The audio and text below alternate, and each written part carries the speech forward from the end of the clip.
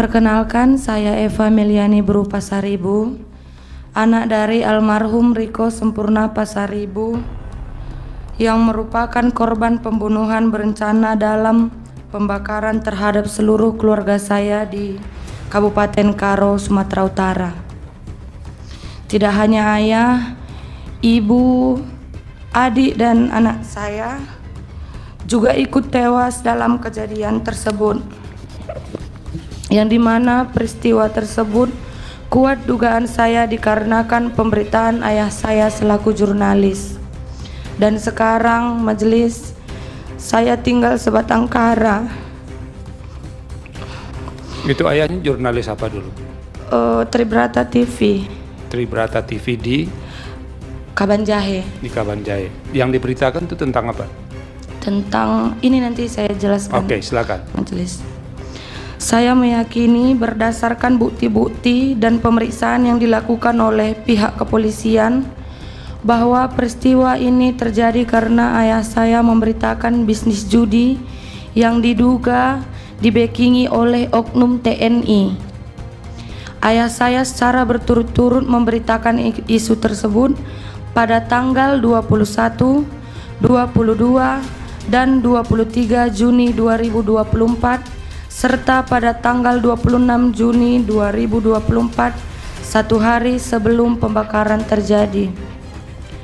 Dalam pemeriksaan dan bukti-bukti yang telah ditemukan, terungkap bahwa 1. Ayah saya didatangi oleh Koptu Herman Bukit yang meminta agar ayah saya menurunkan atau meng-take down berita terkait bisnis judi. 2. Ayah saya merasa terancam dan mengatakan akan meminta perlindungan ke Polda Sumut. 3. Ayah saya mengirim pesan bahwa ia merasa sangat terancam oleh Koptu Herman Bukit, dan pesan itu juga ia sampaikan kepada Kasat Reskrim Polres Tanah Karo. 4. Koptu HB juga mengirim pesan kepada Pemret ayah saya agar menurunkan berita tersebut. 5. Dari hasil investigasi, ayah saya dihimbau untuk tidak pulang ke rumah karena alasan keamanan. 6. Bebas Ginting, seorang pengawas lokasi judi yang diberitakan, justru tidak memiliki masalah apapun dengan ayah saya, melainkan hubungan mereka sangatlah akrab.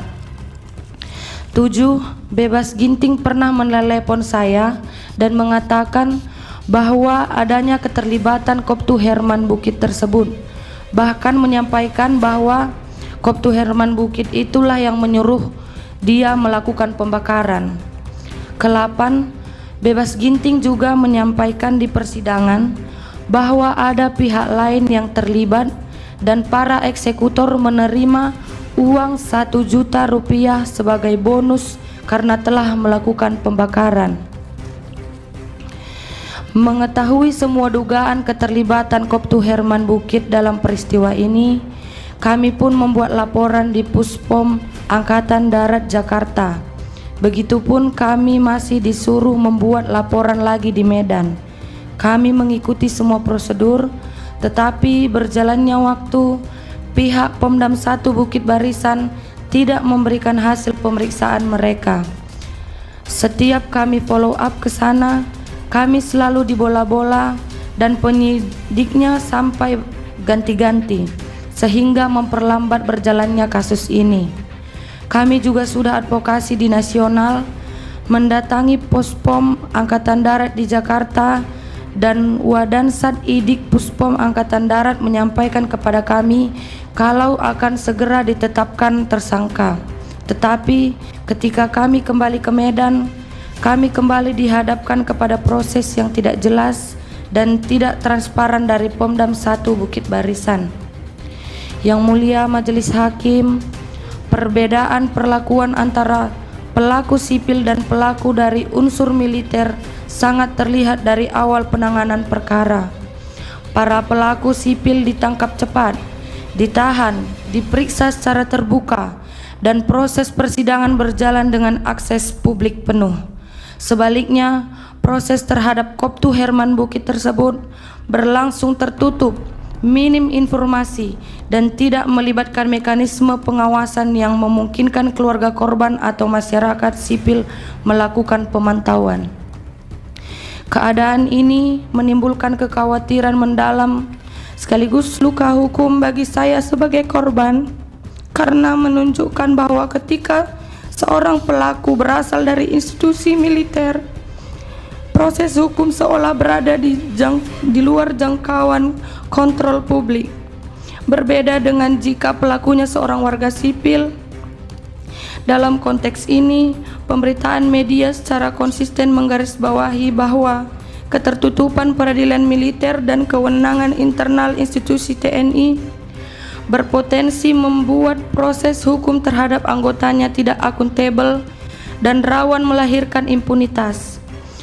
Fakta bahwa Koptu Herman Bukit, meskipun telah disebut dalam banyak keterangan, bukti elektronik, serta kesaksian para pihak, masih tetap bertugas dan tidak diproses secara transparan, bagi saya merupakan bukti nyata terjadi ketimpangan perlakuan hukum. Ketimpangan ini tidak hanya merugikan keluarga korban, tetapi juga merusak kepercayaan publik terhadap sistem peradilan dan upaya negara dalam melindungi kebebasan pers. Yang mulia Majelis Hakim, izinkan saya menutup keterangan ini dengan satu hal yang terus teringat dalam benak saya. Bagaimana ayah saya, seorang wartawan, berani mengungkap bisnis judi yang dibackingi oleh oknum TNI. Maka di persidangan ini saya pun berusaha berani meski rasa takut selalu menghantui.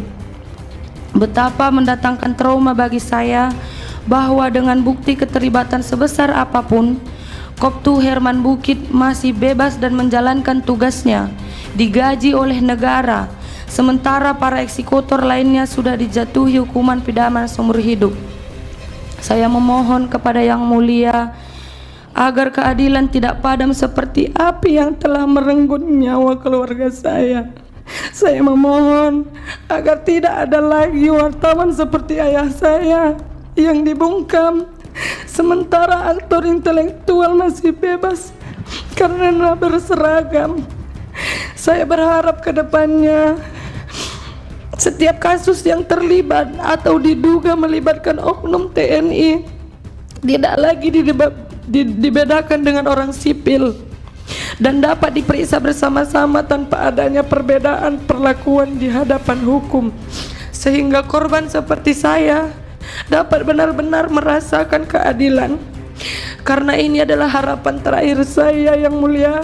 Saya sangat-sangat bermohon kepada Yang Mulia Majelis Hakim sekalian agar dapat mempertimbangkan permohonan saya, anak sebatang kara ini, dalam mencari keadilan di dunia yang hanya sementara ini.